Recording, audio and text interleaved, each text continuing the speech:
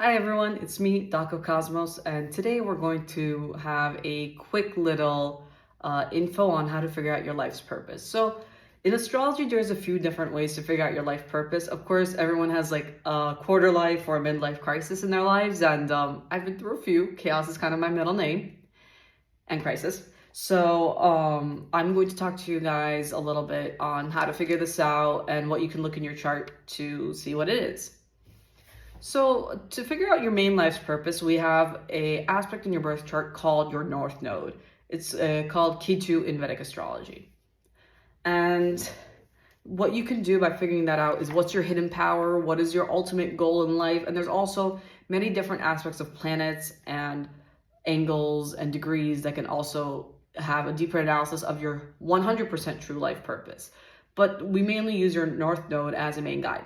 So what you can also do is to find where would be the most efficient for you astrologically by using astrocartography as well. So let's see what happens. I'm going to give a quick list and summary of the north nodes of the horoscopes and what sign they are, and what's your south node and what you should avoid. So I have my cute little notebook here, and let's begin really quickly.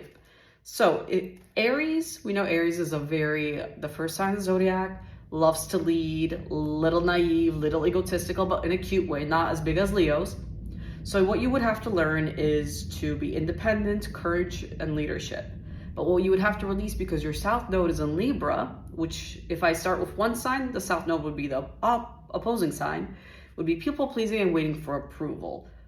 For Taurus, you have to focus on discovering your inner peace, your self-worth, and your financial stability. But what you have to release is dramatic chaos and emotional volatility, aggression, or anything that might occur to that.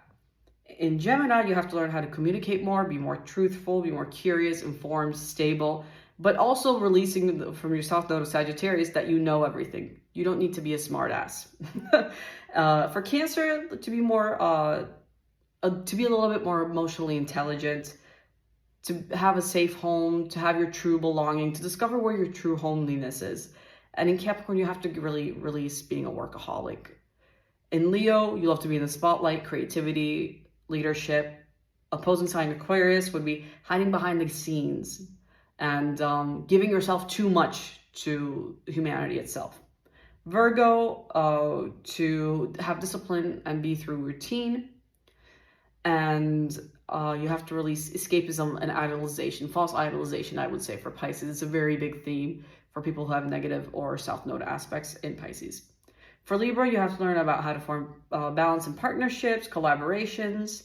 Because your south node is in Aries, you have to learn how to not be so selfish, to reduce your impulsiveness.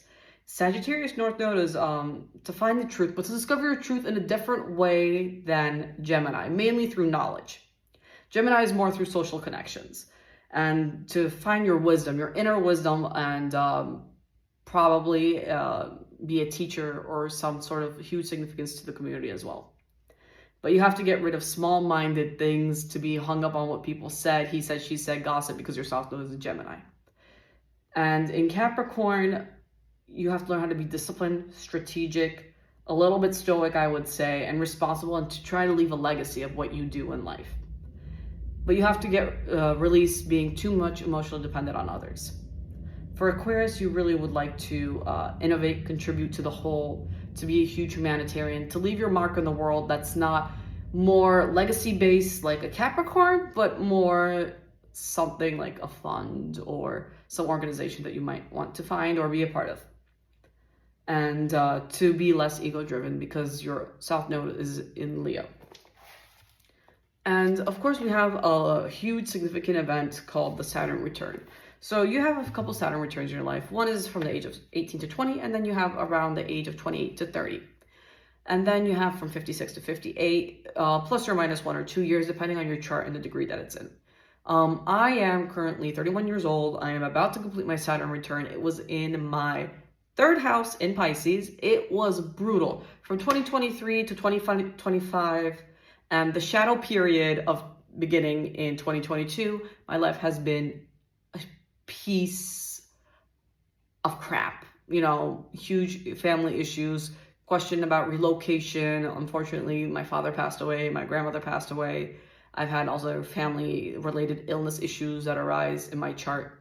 And that's one insight. But I can do a separate video on Saturn return and those aspects on what might affect you, because starting the end of February, if I remember correctly, February 26th, I would need to recheck my calculations on what the charts say, that Saturn will be moving into Aries. So starting from about the age of mid 1995, 1996 to, I think it was around the year of 1998, that generation or those ages will start to have that effect on them as well. Thank you so much.